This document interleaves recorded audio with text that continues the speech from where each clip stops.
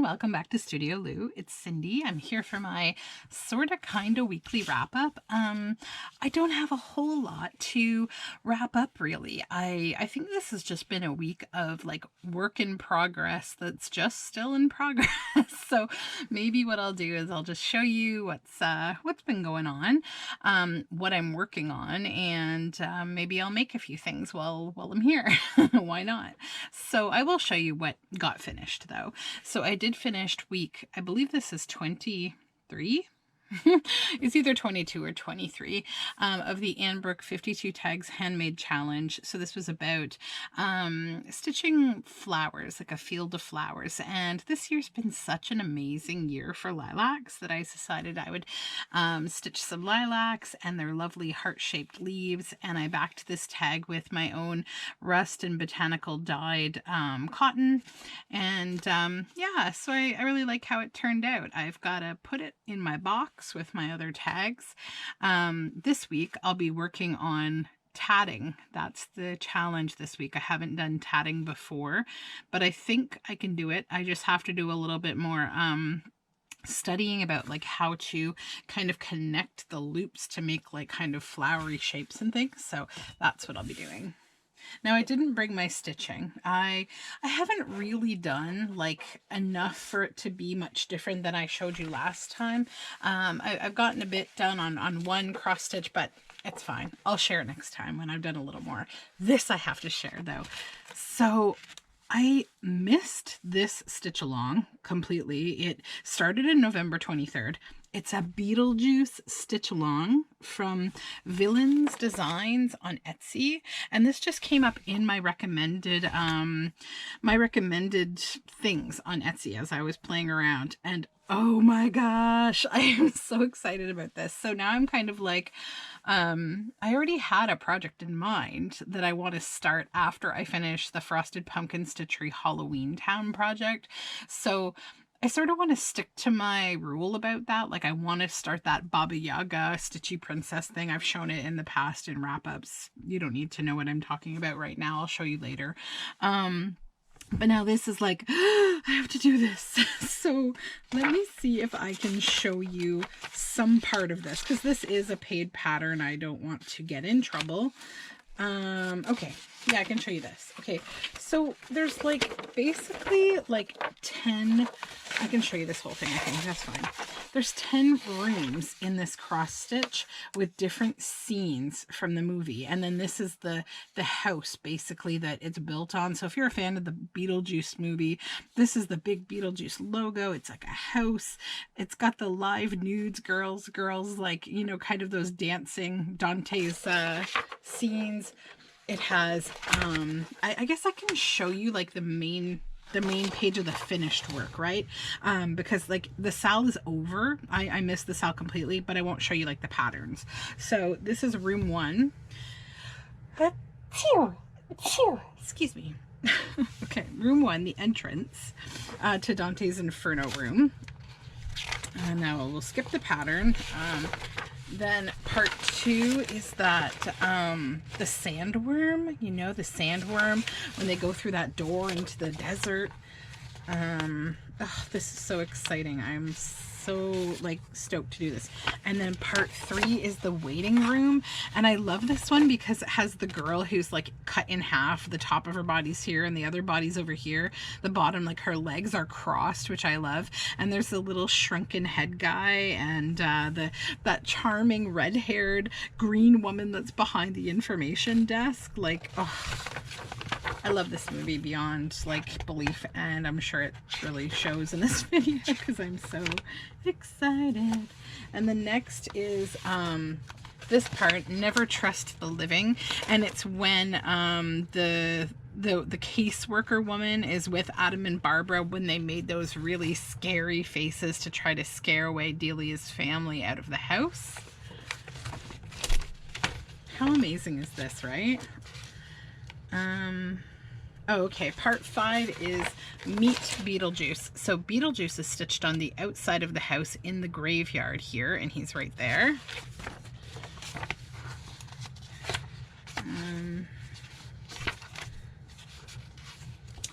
part 6 is the dinner party. So this is when they're singing Deo, when Beetlejuice kind of like enchants them all, and like that really obnoxious guy and those like investor types come for dinner to their house, and they get like, they try to scare them, and so yeah.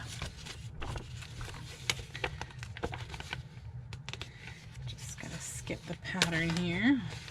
Then part 7 is Charles in the hall.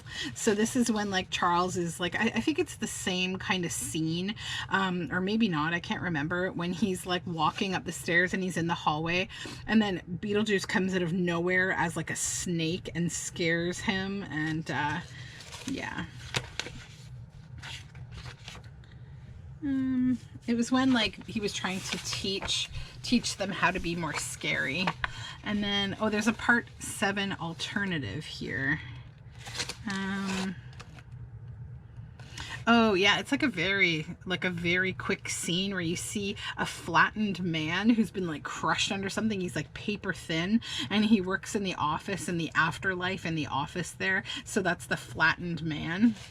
So I don't know that I'll do that one. I kind of like part 7 as is. Part 8 is the seance. So this is when like they have the dinner party after they find the Book of the Dead, and they learn how to sort of like raise the dead and communicate with the dead. But what that means in the story is that means death to like the dead, like they're not able to remain kind of like ghosts if they're raised in this way, so they start to deteriorate.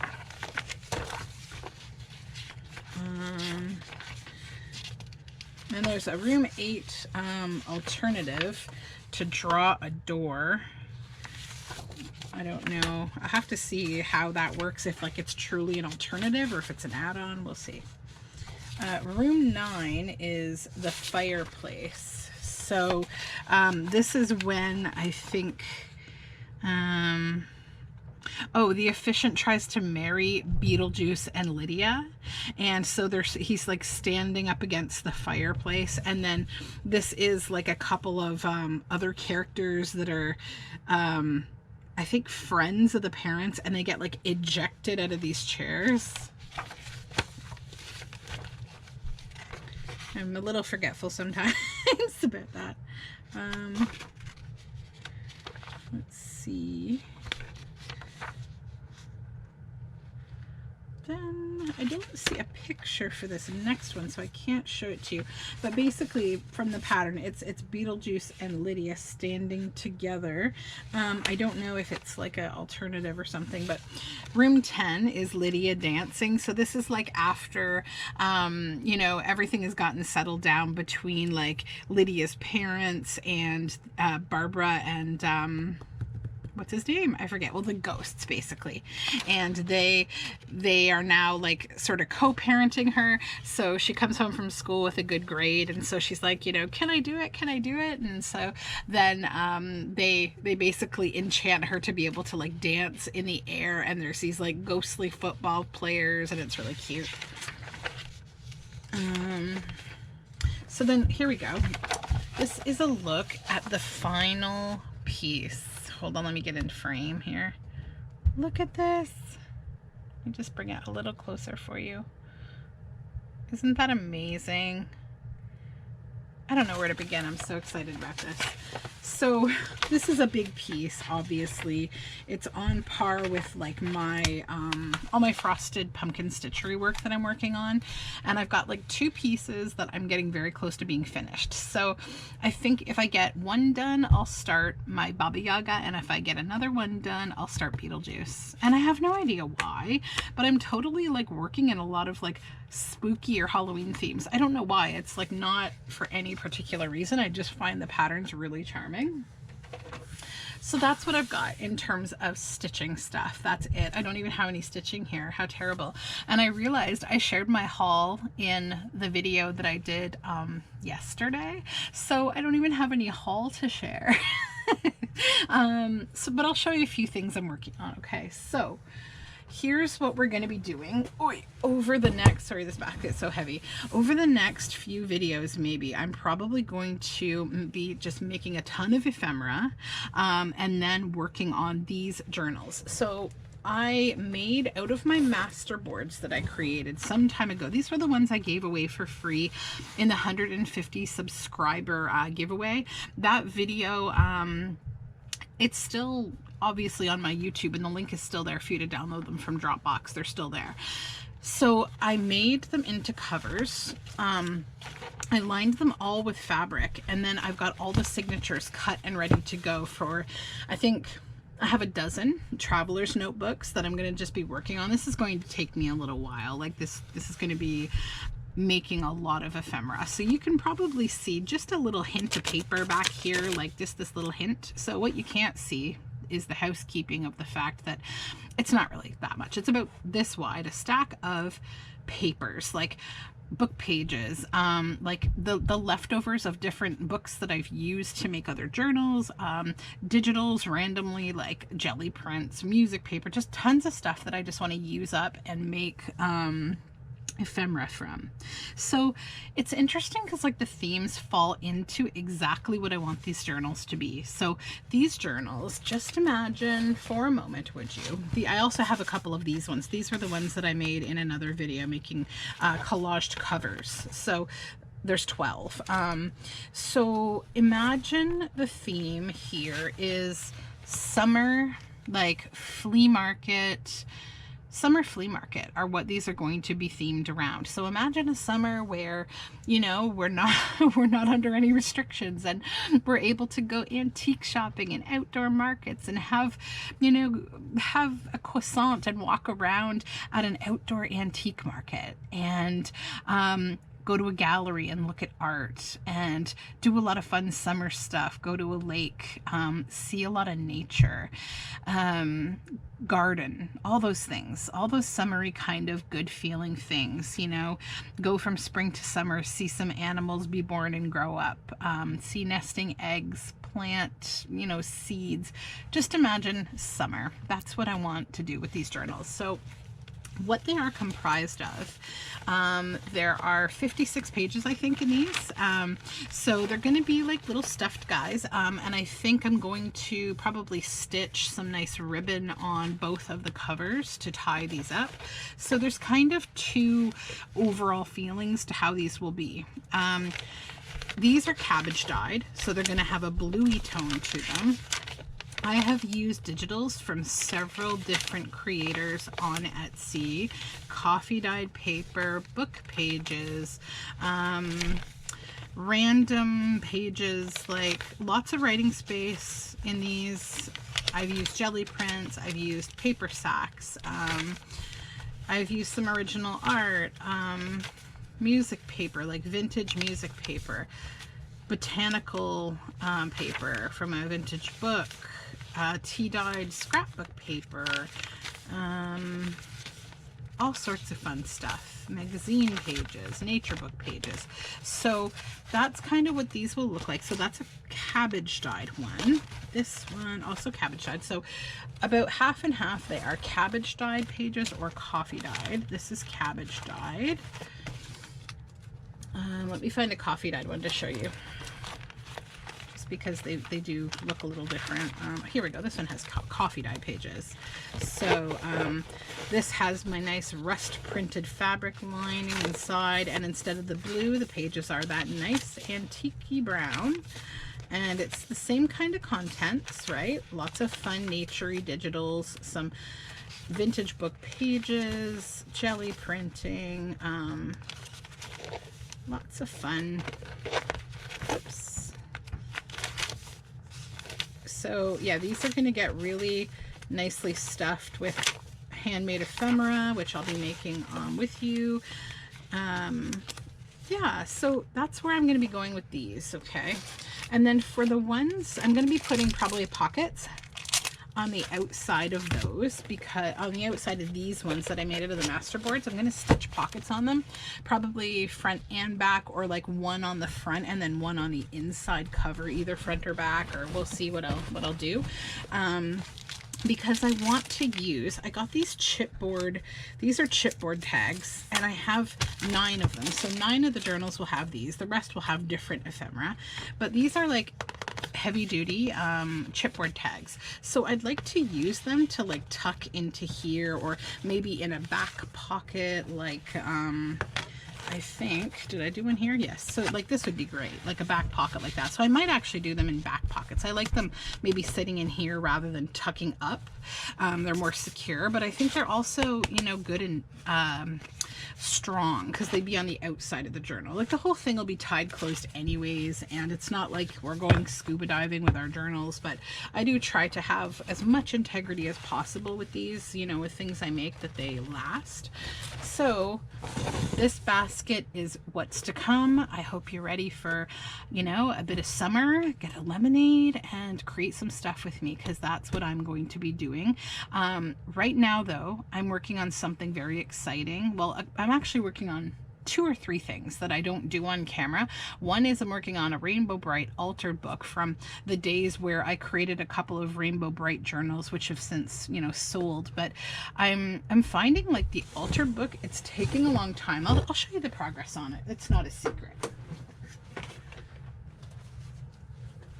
And I only work on it like for maybe half an hour every week or something randomly. But here it is. This is what I've been working on. So it's in an old German book, I believe. And so this is the cover. And I have torn a lot of pages out. So it's, you know, it's obviously an altered book. It's got end papers in it. So the end papers are done. Then what do I have so far? So this is a big pocket with this tag, and I've started to do a bunch of painting of pages too as a basis for one section of the journal. This is just a painted page with this cutie and this tree, and then just some more just collaging bright nice colors. This is a side pocket and it has this large tag in it, so that slips in there.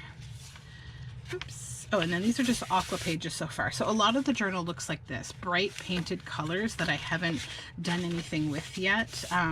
That's what I've been working on doing, is just priming the pages so that I'll have backgrounds to work on. This is some plants on a rainbow background. And then this is just a fun, big kind of freeform styled tag that I made. So this eventually will go into the shop. I've decided like altered books just take a lot of work. They're a ton of work. So you'll see all sorts of rainbow colors and also some gray and black, because of those are the colors of the bad guys, right? So this is like a double pocket from those book pages. This has been painted with a little sprite here, and it's an upper pocket, I think, yeah, that has this large, lots of large fun tags. So these are made with vintage book images. I have a lot of vintage Rainbow Bright books that are like, some of them are very beaten up, like they're obviously well loved by kids. Some of them are like duplicates that I have. So these, many of these are pockets, upper pocket, side pocket. Some are just pages. That's just a fun magic page and a rainbow page. And this is a side pocket. So you can see it's really, really in progress. And then I've done all of the kind of pre-work through the book where I've kind of split it into signatures, and I've like folded all the pockets and stuff. So yeah, that's what I'm working on kind of in the background of life here, is just working on this book. So yeah, that's whoopsies, hold on. Sorry about that, I'm knocking the camera around. That's that project. And then I'm also working on a design team project and a custom journal. So yeah, I think that's everything I've kind of got going on. I made a lot of ephemera this week. Oh, I can show you this, I guess. So I'm planning also some sewing journals. I've got a bunch of digitals that I've set aside inside each of these. But I've got these covers. So this is a quilted padded cover that I made some time ago. So that'll be one sewing journal. You'll see I've got a bunch of digitals here for it. And then the other one is that journal cover that I made that was like crumbs of fabric that were crazy quilted. So I've again got a bunch of digitals hanging around for that. So that will come up at some point. So these are all of my kind of like hidden in the background things that I'm working on. Because if I can't share things with you that are done, I might as well share that stuff, right? So you will see from me soon probably, you know, a design team project, as well as those summer journals. That's what I'm going to be focused on. So other than that, I today packed up orders from the shop. I just want to say thank you to everyone who has been purchasing journals from the shop and, you know, keeping things going. It's really kind of you. And I really love packing up packages for people. I feel so good about it. It's like such a nice thing to do.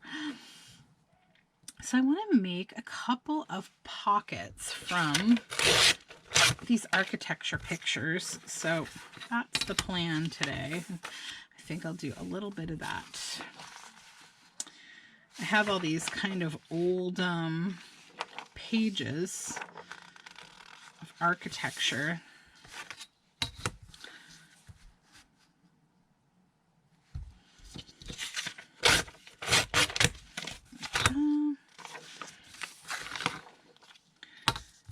Yeah, so that's all the like stuff that I've been doing. So now I'm just gonna use up a little bit more time. Maybe we'll do 20 minutes of just making stuff because we've got the time. Why not do it? So yeah, that's the plan. I haven't been up to too much. I've got to try to be very careful with my wound that I'm dealing with from my surgery, because in July I'm going on my camping trip, and I really want to make sure that I behave myself because I want to be able to go swimming, and if I have an open wound I'm not going to be able to go swimming.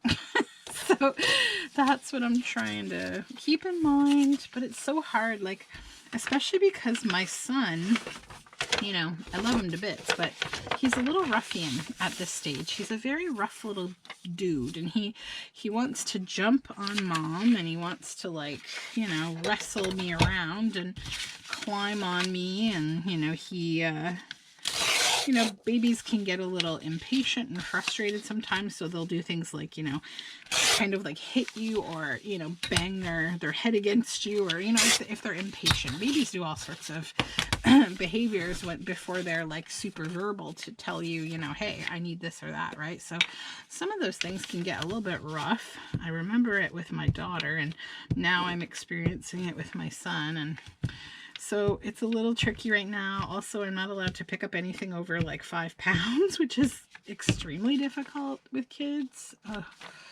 So interesting times. But that's okay. It'll be over eventually, right? I don't gotta be too upset about it. I'll stick this one below. I'm just backing this in some heavier paper that is actually old book page paper. Book pages are stolen valuable information. Whoops, sorry, we have video game publisher. What is going on? Sorry, I have a little echo show here that like just turned itself on. I don't know why or how. Sorry, I don't know that one.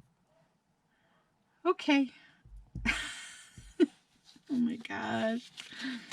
I see a lot of other people who make videos like struggling with these smart home kind of devices. Always like turning on at inopportune times. They're very touchy. If you like accidentally touch the touch screen, like they're on. They're ready to go.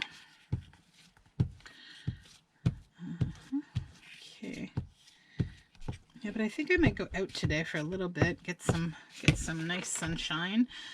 I'd really love to go to the thrift store and try to find some fabric for a couple projects that I want to do, but I think Sunday, not many thrift stores are open, and also like on the weekend, I think it's all just going to be too busy and kind of annoying because I don't want to stand in line outside because they could only be open at like 15% capacity, which is totally sensible. Like, I don't disagree.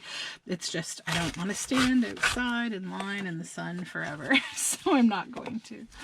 I will just be patient and not be a crabby person, because that is probably the easier way to handle things. I think I'll just let everybody else do their shopping first. Probably most people aren't looking for what I'm looking for, so. Okay. Just gotta back all these guys and make them stronger.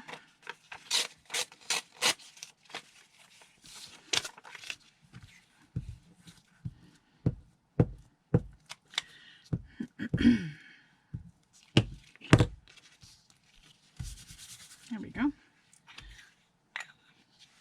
Yeah, so hopefully you find it fun and entertaining to make ephemera, because that's what I plan to do for most of the month, I think. The next month. I don't know. Hopefully it won't be that long. Hopefully I can get enough of this made and done that I don't have to like keep doing it. But again, making like 12 journals at once is a lot. But I really want to get them all made together. I think like it's kind of a good thing to you almost work like you're a little factory, you know, like, but like not really, because you're getting to create fun artsy stuff. You're not like manufacturing the same thing over and over again. And all my ephemera is different because I'm not using like, you know, I don't use normally like a purchase digital card or anything. I tend to break up, you know, what I'm doing because like I'm doing vintage book page stuff. So I just have to check the width of this pocket against the journal that it's for, which I can't show you right now, but eventually I will. Okay, so it's got to get a little more narrow, so I think I will just cut off here.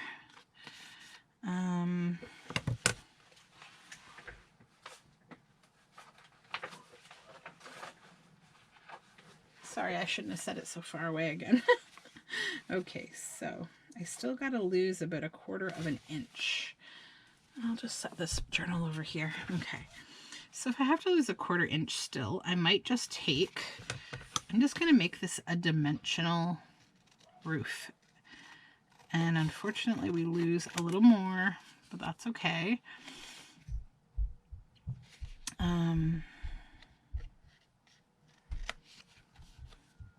Yep, that's good. So there's pocket number 1. Then this one, how do I want to do it?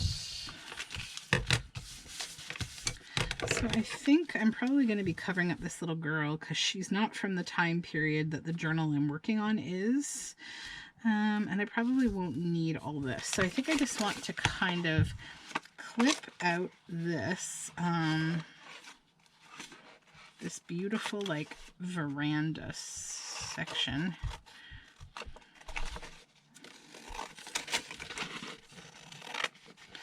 And then come down this way.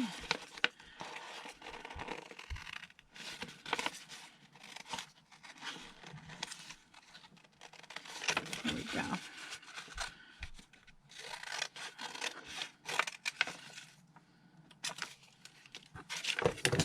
I don't think, you know, I might save, just because it's kind of cute, I might save this window.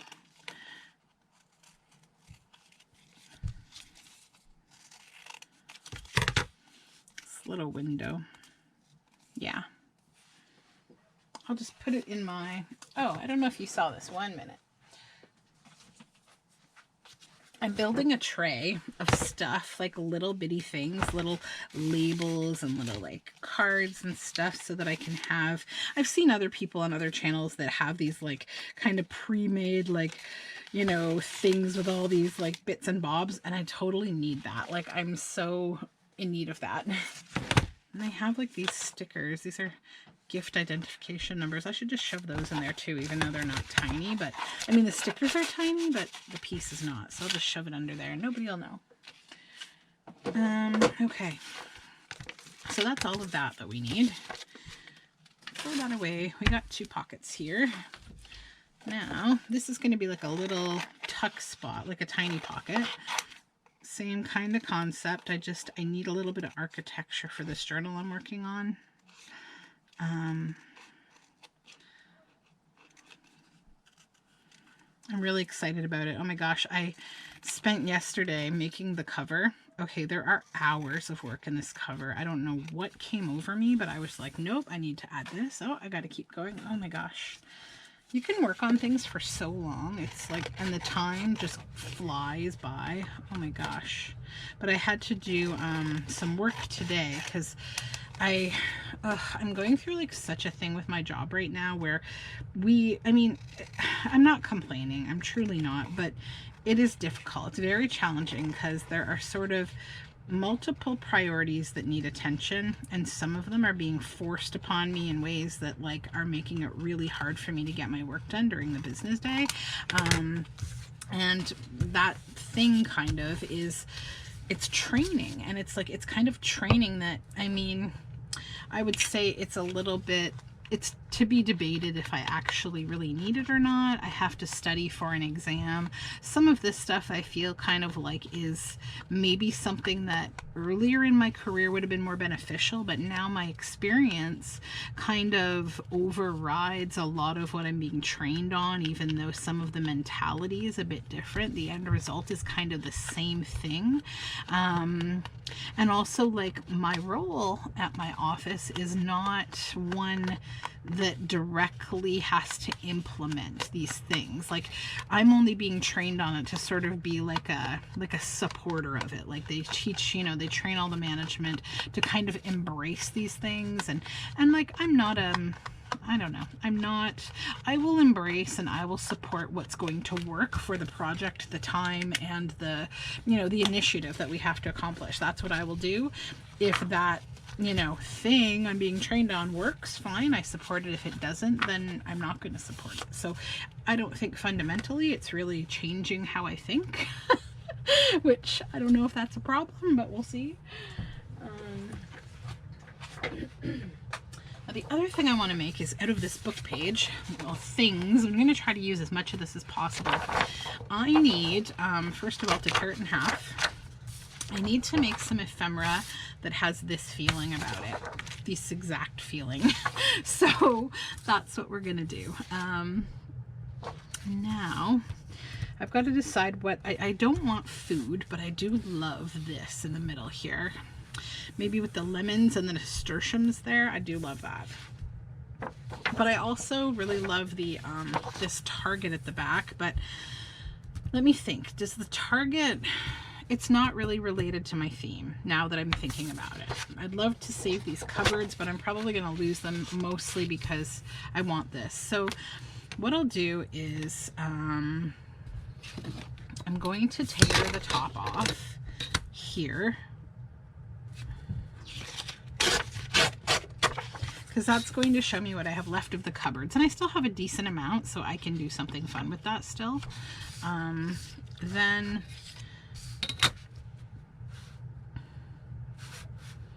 these bottles I want to include.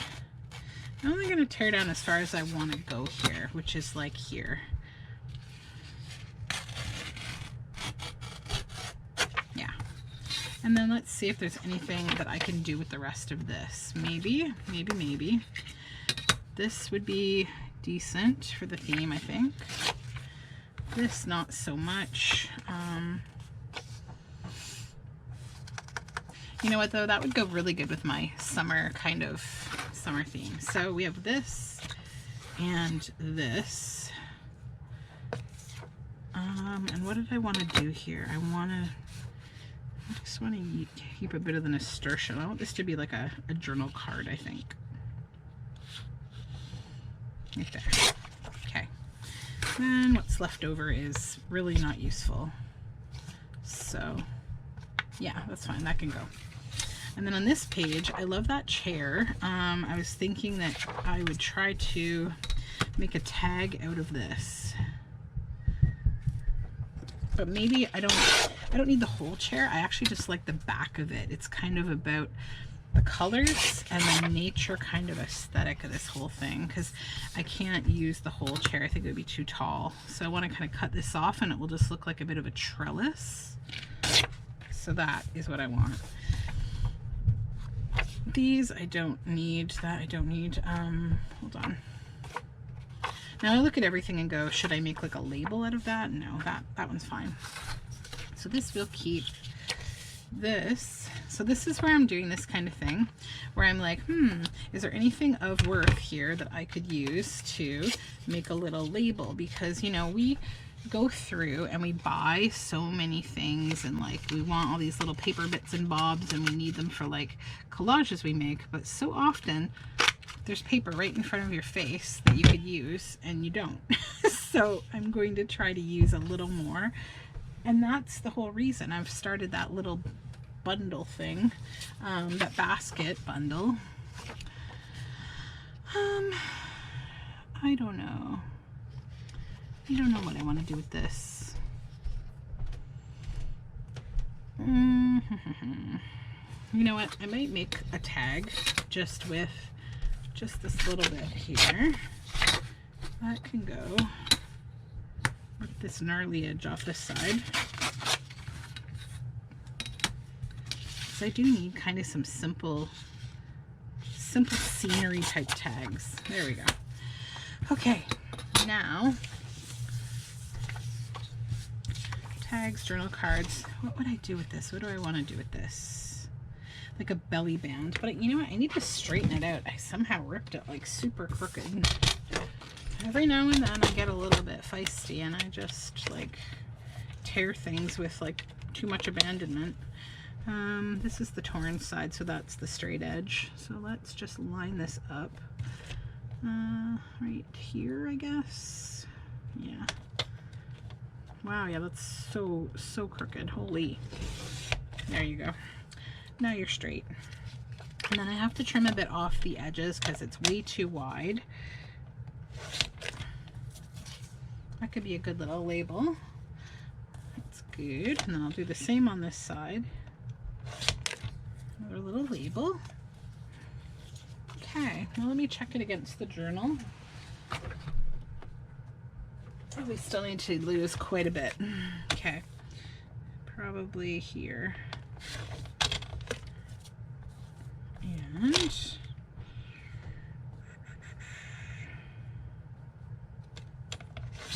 there we go, that's a better size. Okay. Oopsie. Okay, so now I need to back these.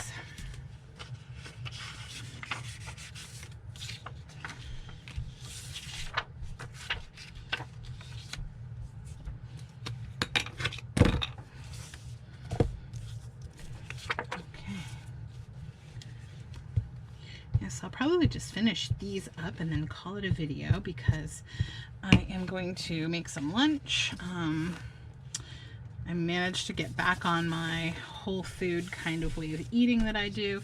I was kind of off of it a little bit for just my recovery. It was kind of hard because I wasn't able to do as much cooking as I have been doing. And so yeah, I need to get back on it though. I can't deal. I can't deal. I feel so much better when I'm eating the right way. So it's been a couple days of being back on it and I'm already feeling better. So you got to nourish your body in the right ways. I actually wasn't really doing all that bad. I just had a little bit more carbs than I normally would eat. And I had a couple of days where I had a sweet treat with the family. And you know, the thing of it is most things that succeed allow you a little bit of flexibility, but the way that I eat kind of puts your body in a mode. It's like a sort of like a, I don't know, it's a finely tuned engine and you're putting the wrong oil in it when you're not eating the right way, essentially. That is my experience. So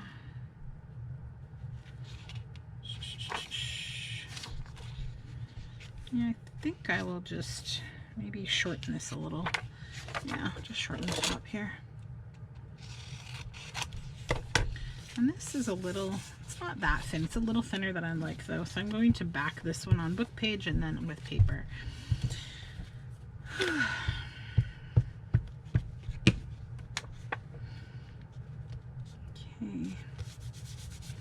I've been noticing kind of like a lot of YouTubers that I watch haven't been making as many videos lately. I don't know if it's because it's summer or whatnot. People are just busy, but although some people, man, their video making schedule is amazing. They're like on it every day or multiple times a day. Some people, I'm like, how do you get that done? But it's all about, you know, what does your life look like, right? If you're retired, you've got a lot more time. If you're, well, maybe you do, maybe you don't, but you know, certainly not working would help me anyways. But yeah, it's interesting, like to see how people, who make a lot of videos, like it's kind of crazy. I need paper for the back of this and for the back of this I need, like, yeah, that's perfect, cardboard. Yay.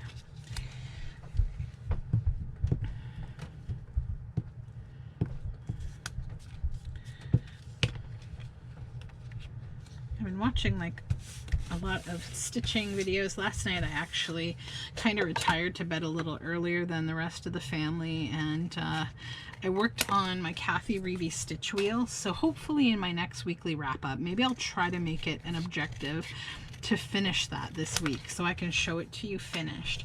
I have probably 7 more stitches left until it's done, and then I want to embroider the name and the year and maybe my initials, and then I want to actually finish it, like do the backing. And on the back I want to print a copy of the wheels, like the image of the wheel, so I can write inside of it what stitches are in what box, so that I won't forget that.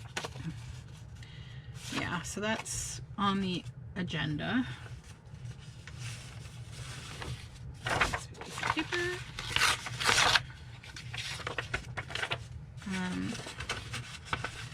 That'll be nice to finish that project.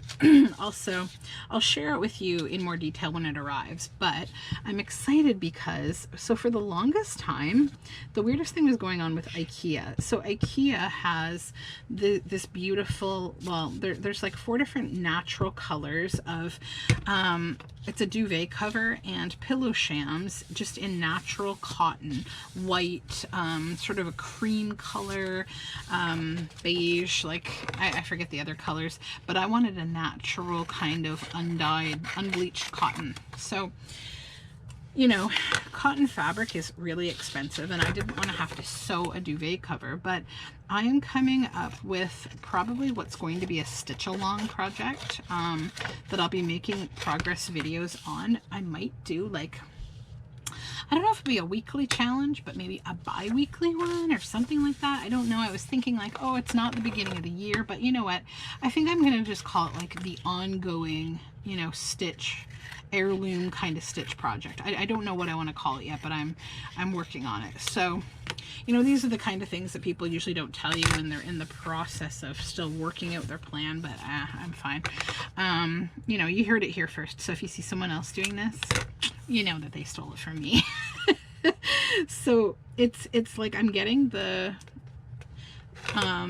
this duvet cover. I'm getting a king with the shams because that's the size of my bed. So for the longest time, IKEA wouldn't ship anywhere, and they would charge like a curbside delivery fee, which I find really offensive. I'm really just like, what? But anyways, I won't get into why I feel that way right now. There can be some differing opinions on that, but I'll tell you, for me, I work in the industry of, I should say I work with retailers. I work with a lot of this, and the big retailers, they don't need those kind of fees to be charged. Let me tell you, it's just silly. So anyways, I ordered this. I'm hoping that they arrive this week because I want to do like an ongoing stitching project where you're working in all different themes, like not themes, stitches, but like, you know, how so many people, right? You can get like a little cross stitch pattern, you can get a little embroidery design, whatever. Sublime stitching is like one that I'm really fond of because I've used them for years, like they've been around forever. And she does collaborations with artists where she gets their designs and she has like, you know, transferable image or just the PDF or like different, you know, kits, whatever that you can get where you can embroider art from like modern artists, like pop surrealists, like really cool artists. And kind of like that grungy bottom there, but it wouldn't go into a pocket very well. Although if it went into an upper tuck, it would. I'm leaving it. So anyways, I want to start a project where you're essentially going to create this big duvet and, you know, maybe shams too later if you ever finish the duvet, because I think this is going to be a multi-year project. And like just stitch whatever you want, stitch flowers, embroider, cross stitch, just stitch. So I think by the end of that, it would be this huge, beautiful, big sort of sampler style thing. I think it's a great project for someone who's learning to do stitches. I've already got a few patterns actually that I got from Sublime Stitching years ago. I have to find them. I forget whose art they were when I purchased them, but I remember I was really excited about it. It's probably 10 years old, and I got to find these transfers. And then this week I picked up, so Nathalie Let, she is a really amazing artist. She has some really great books. She's a great illustrator, and she has processed her some of her designs into these embroidery patterns, and I am so unbelievably excited. I purchased those. And there's also some like Japanese designers that are just amazing. So yeah, as I get a little closer to that, I'll share with you, but check out sublimestitching.com and you'll see what I'm talking about in terms of the available artist curated kits and patterns, because there's some beautiful things there that I definitely recommend if you like to do embroidery.